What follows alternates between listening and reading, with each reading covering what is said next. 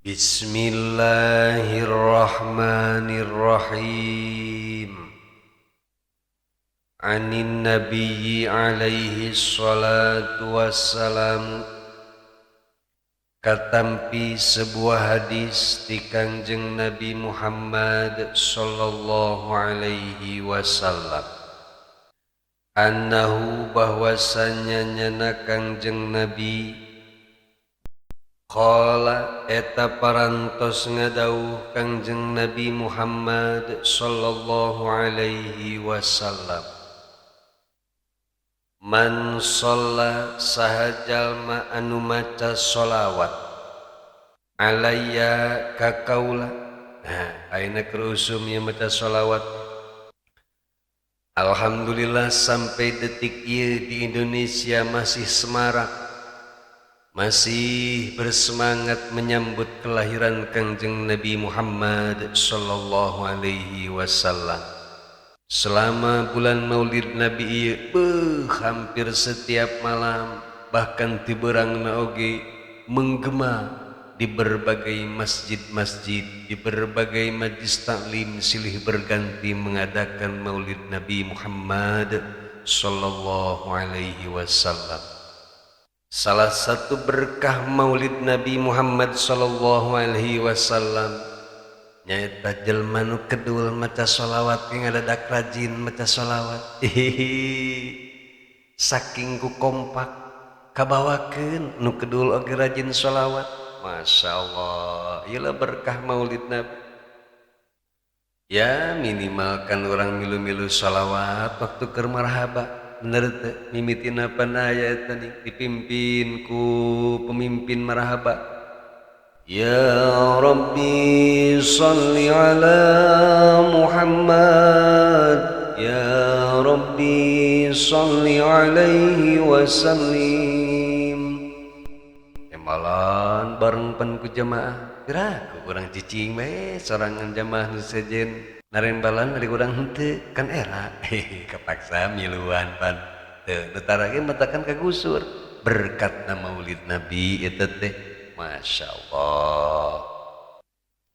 Nanu mata kuring maneh nepi ka ayeuna oge teu habis pikir pikeun jalma-jalma anu memiliki pemahaman bahwa memperingati Maulid Nabi adalah bid'ah dolalah bakal masuk neraka, sedangkan dina eusikna memperingati Kangjeng Nabi teh aya sholawat.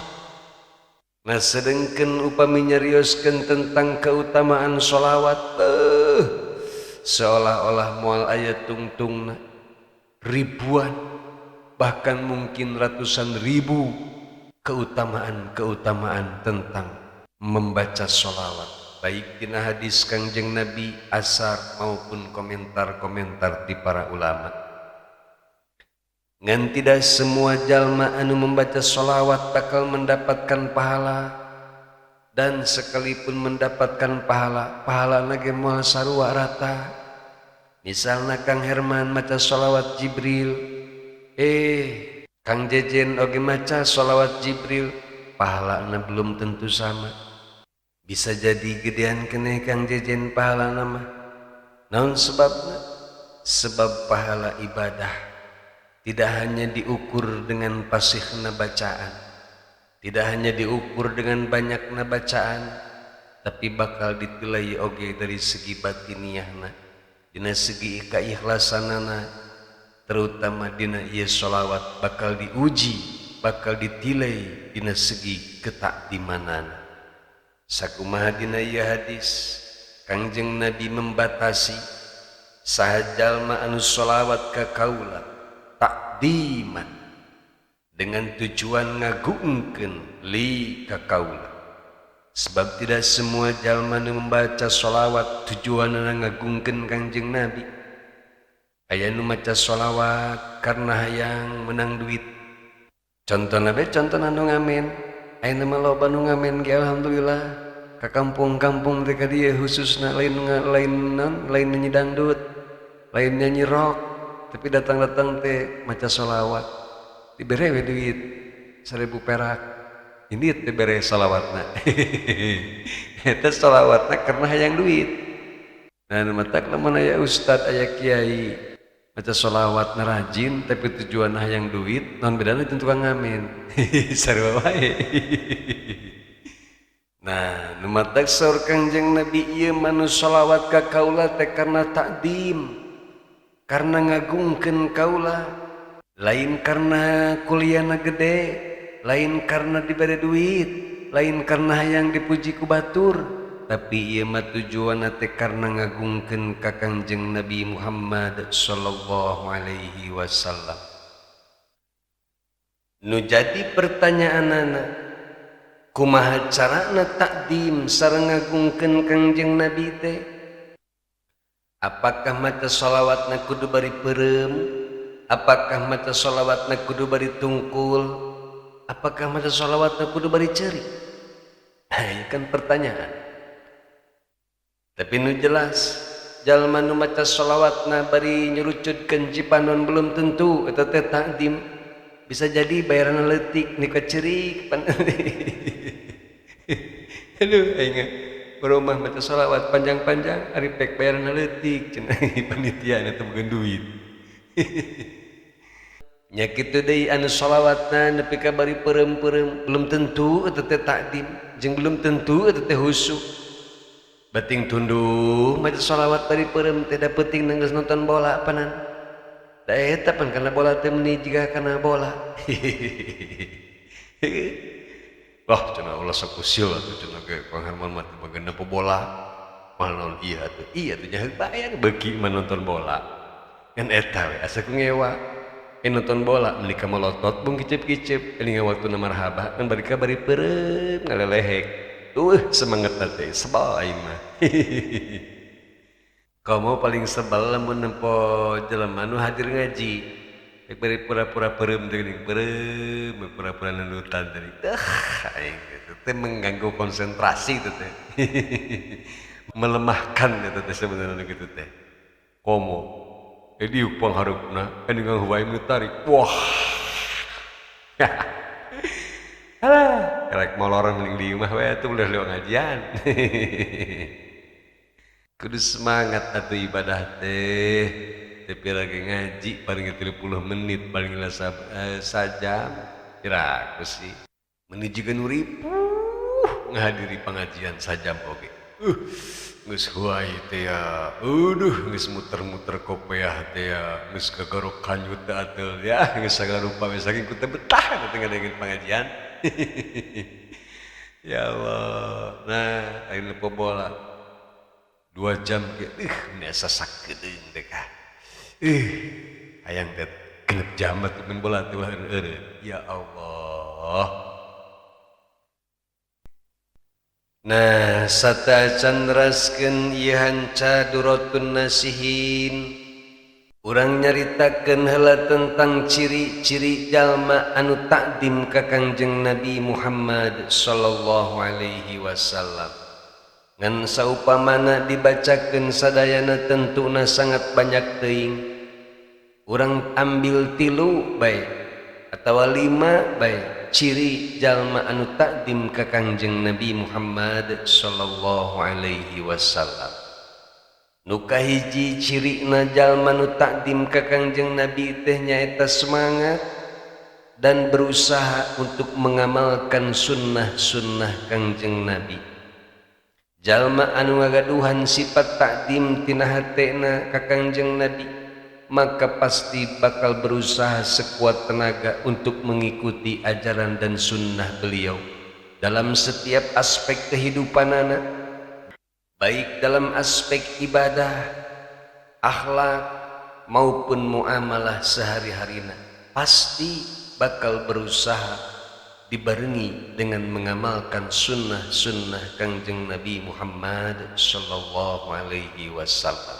Ialah ciri takdim anu pertama. Ngan tentuna mengamalkan ini semua bukan perkara anu mudah, terutama pikeun urang-urang anu masih keneh bobolokot ku dosa. Tapi atuh minimal dina ibadah salat baik urang barengi dengan sunnah-sunnah Kangjeng Nabi. Upami Kangjeng Nabi selalu melaksanakan qobliyah sareng ba'diyah, Usahakeun urang oge ngalaksanakeun salat fardu teh diawali heula dengan qobliyah terus diakhiri dengan ba'diyah, kecuali salat asar jeung subuh mah ulah ba'diyah. Bisi kalepasan. Mumpung keur semangat di bulan Maulud aya mah beres salat asar teh arek ba'diyah be, subuh ge arek ba'diyah we daripada nonton TV mah. Ulah teh bari asar jeung subuh mah bisa disengsirikeun ku santri ke. Kemudian dina muamalah sehari-hari urang ge usahakeun kudu mengikuti sunnah Kangjeng Nabi. Minimal urang berusaha menerapkan sunnah-sunnah Kangjeng Nabi ketika urang bermuamalah jeung keluarga urang. Kumaha Kangjeng Nabi sikapna ka istrina tuturkeun ku urang oge. Urang oge kudu berusaha sarua jeung Kangjeng Nabi ketika menghadapi istri. Ulah sampai nyieun pusing wae ka pamajikan, ulah sampai nyusahkeun bae ka pamajikan. Tingali Kangjeng Nabi kapan dina berjanji geuninganan sok dibararaca eta. Kangjeng Nabi mah tarang ngariweuhkeun kanu janten istrina teh. Acukna sobek dikaputan ku nyalira, sendalna putus disambungkeun ku nyalira. Ya Allah ya Rabbi, hari urang coba ka pamajikan teh meuni percis jiga ka pembantu, sakedeung nitah ka pamajikan, sakedeung nitah ka pamajikan, ari mere duit jarang. Ya Allah ya Rabbi, arek iraha nyenangkeun ka pamajikan teh atuh, sedengkeun nyenangkeun pamajikan teh tanggung jawab urang sebagai salaki eta teh. Ulah sok dibalik, ari batur disenangkeun, ari pamajikan diripuhkeun, engke di yaumul kiamah bakal ngahisab eta ka urang. Ulah salah, loba jelema anu tibalik, nu berusaha hayang nyenangkeun orang lain, berusaha hayang ngabahagiakeun orang lain, ari pamajikanna sorangan diriripuh bae ngalpoe. Nah ieu kadang urang dina muamalah oge can bisa nyesuaikeun dengan sunnah-sunnah Kangjeng Nabi Muhammad sallallahu alaihi wasallam. Yuk urang mulaian minimal di dalam internal keluarga urang heula. Kumaha sikap suami kanu janten istri, kumaha sikap istri kanu janten suami, kumaha sikap orang tua kanu janten anak, sareng nya kitu deui sabalikna. Sebab itu semua tos dicontohan ku Kangjeng Nabi. Tinggal dibararaca dina kitabna, ya minimal dina kitab berjanji bae atuh baca. Anu sok mineng dibararaca, ulah neangan kitab nu eueuh, nu aya bae baca. Imari maca kitab nu aya embung, ari kitab nu eueuh diterangan. Nah eta teh alasan. Minimal atuh buahna tina maca berjanji teh urang bisa nyenangkeun istri. Pirang bara atuh ka istri teh nyenangkeun ku duit macan bisa, nyenangkeun ku harta banda macan bisa, atuh ku alus-alus bahasa we jeung tingkah laku ka istri teh. Ulah sampai aya caritaan urang anu menyakiti istri urang, ulah sampai aya tingkah laku urang anu membuat sakit hati istri urang. Sing hade eta istri urang teh tanggung jawab urang. Anu bakal ngudag-ngudag urang di akhirat minta pertanggungjawaban teh eta istri urang.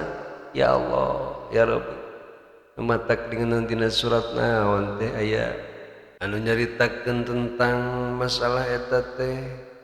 Yauma yafirrul mar'u min akhihi wa ummihi wa abihi wa sahibatihi wa banihi likulli imri'in minhum yawma idzin sya'nun yughni.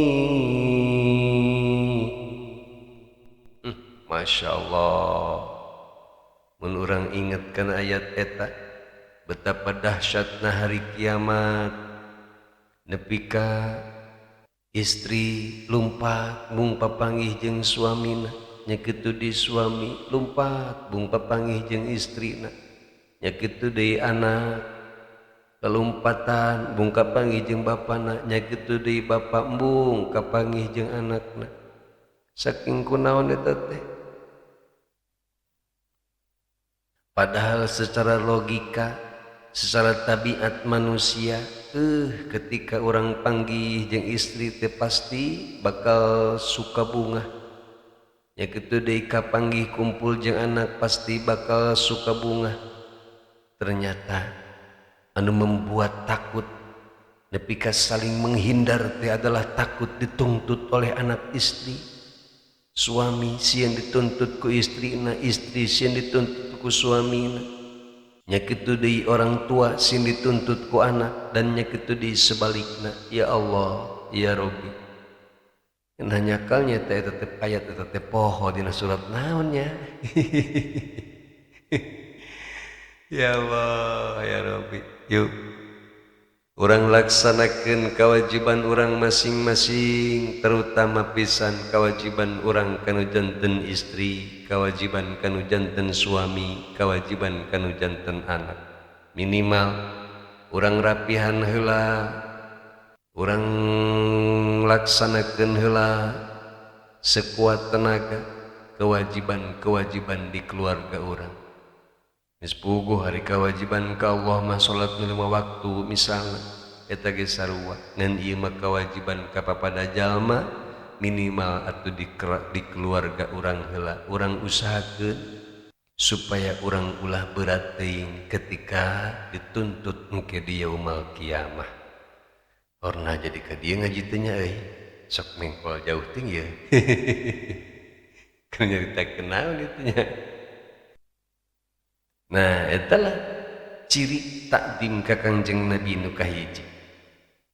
Ciri takdim nu kadua nyaeta memiliki rasa cinta dan rindu ka Kangjeng Nabi. Perasaan cinta anu sangat mendalam ka Kangjeng Nabi bakal terlihat dina keinginanna selalu mendengar kisah hidup Kangjeng Nabi. Ketika aya dibacakeun kisah tentang Kangjeng Nabi, semangat urang mendengarkanna oge. Kemudian aya deui nu ngabacakeun atawa aya tulisan tentang kisah perjuangan Kangjeng Nabi, semangat urang membacana oge.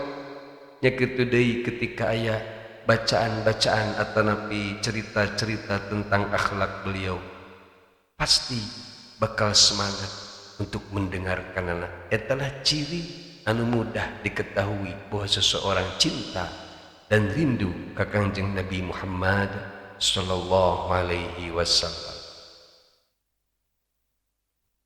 Kemudian ciri takdim nomor katilu nyaeta menghormati keturunan sareng sahabat Kangjeng Nabi.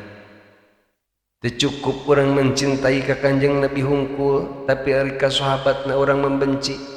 Teu cukup urang mencintai Kangjeng Nabi hungkul tapi ari keturunanna dibenci ku urang, dihina, dicaci dan lain sebagainya. Hormat ke keturunan Kangjeng Nabi dan para sahabat itu merupakan salah satu ciri takdim ka Rasulullah sallallahu alaihi wasallam. Kemudian ciri berikutnya adalah menjaga akhlak mulia. Ciri anu paling nyata adalah menjaga akhlak anu baik sesuai dengan ajaran Kangjeng Nabi. Jalma anu takdim pasti akan berusaha mencontoh sifat-sifat mulia Kangjeng Nabi.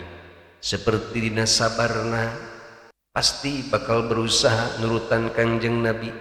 Nya kitu deui dina sikap lemah lembutna pasti bakal berusaha nurutan Kangjeng Nabi. Nya kitu deui dina waktu berbicara pasti bakal berusaha jujur, sebab Kangjeng Nabi beliau adalah seorang yang sangat jujur. Nomor kalimakna ciri takdim ka Kangjeng Nabi adalah mencintai majlis ilmu. Jalma-jalma anu takdim ka Kangjeng Nabi pasti bakal bersemangat menghadiri majlis taklim, terutama majlis-majlis taklim anu mengajarkan tentang kehidupan Kangjeng Nabi, mengajarkan tentang perjuangan Kangjeng Nabi, dan majlis-majlis taklim yang mengajarkan tentang ajaran Kangjeng Nabi Muhammad sallallahu alaihi wasallam. Jadi bentuk takdim ieu bukanlah hanya sebatas ucapan, tapi harus tercermin dalam perbuatan yang selaras dengan ajaran Islam yang diajarkan oleh Nabi Muhammad sallallahu alaihi wasallam. Nah, etalah diantarana ciri-ciri jalma anu ngagaduhan sikap takdim ka Kangjeng Nabi Muhammad sallallahu alaihi wasallam. Jalma-jalma nu ngagaduhan ciri-ciri seperti kieulah. Jalma anu ngagaduhan ciri-ciri takdim seperti tadi, maka ketika orang tersebut melantunkan sholawat, ja'alallahu ta'ala, maka Allah bakal ngajantenkeun min tilkas sholati tina sebab eta maca sholawatna malakan hiji malaikat lahu eta tetep pikeun malaikat janahani ari dua jangjang. Janahun hiji jangjang bil masyriqi ayatna di masyriq, wa janahun sareng jangjang nu hiji deui bil maghribi ayatna di maghrib. Masya Allah, iyalah spesialna solawat-solawat anu diucapkan ku jalma-jalma anu penuh dengan rasa takdim ka Kangjeng Nabi. Dugi ka Allah subhanahu wa ta'ala oge menciptakan satu malaikat khusus pikeun mendampingi eta jalma anu membaca sholawat dengan penuh rasa takdim. Malahan ieu malaikat nage gede na luar biasa. Dugi ka dibahasakeun jangjang nu hiji aya di masyriq, jangjang nu hiji deui aya di maghrib. Masya Allah, karungkup berarti alam dunia oge. Saking ku gede-gede na ieu malaikat anu diciptakeun spesial pikeun mendampingi jalma-jalma anu daek maca sholawat dengan penuh rasa takdim ka Kangjeng Nabi Muhammad sallallahu alaihi wasallam. Warijlahu sareng ari dua sampeanana ieu malaikat teh tahtal ardis sabiati ayana dihandapkeun bumi anu katujuh. Wa unuquhu sareng ari pundukna ieu malaikat teh muttasilun eta bersambung atanapi antel bil arsy kana aras, nya jangkung lebar buadak. Ieulah malaikat anu khusus spesial diciptakeun ku Allah pikeun mendampingi jalma-jalma anu daek maca sholawat ka Kangjeng Nabi dengan penuh rasa takdim. Naon tugasna ieu malaikat teh? Wa yaqulullahu ta'ala sareng ngadawuh Allah subhanahu wa ta'ala lihadzal malaki ka ieu malak anu jangkung gede teh sholli, wahai malaikat, anjeun kudu sholawat ala abdi ka hamba kaula. Dalam arti anjeun kudu ngadoakeun ka hamba kaula anu daek maca sholawat ka Kangjeng Nabi kama shalla ala nabiyyi Muhammadin alaihi salatu wassalam, sakumaha ieu hamba teh daek maca sholawat ka Kangjeng Nabi Muhammad sallallahu alaihi wasallam. Maka tatkala ieu malaikat teh diparentahkeun bersolawat ka hamba anu daek maca sholawat ka Kangjeng Nabi dengan penuh rasa takdim,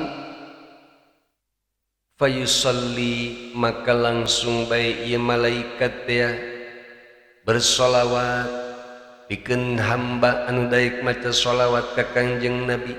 Dalam arti ieu malaikat teh ngadoakeun mangmentakeun ampunan pikeun jalma-jalma anu daek maca sholawat ka Kangjeng Nabi dengan penuh rasa takdim.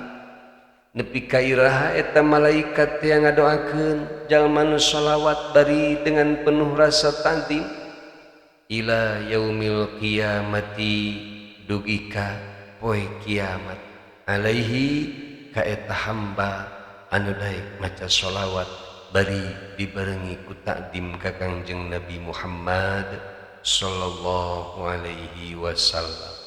Mudah-mudahan urang sadayana sing dijantenkeun umat Kangjeng Nabi anu cinta sholawat bari dibarengi ku rasa takdim ka Kangjeng Nabi Muhammad sallallahu alaihi wasallam, sareng pamudah-mudahan sholawat anu dilantunkeun ku urang sadayana sing janten sabab wasilah urang sadayana tiasa pendak kumpul sareng Kangjeng Nabi Muhammad sallallahu alaihi wasallam.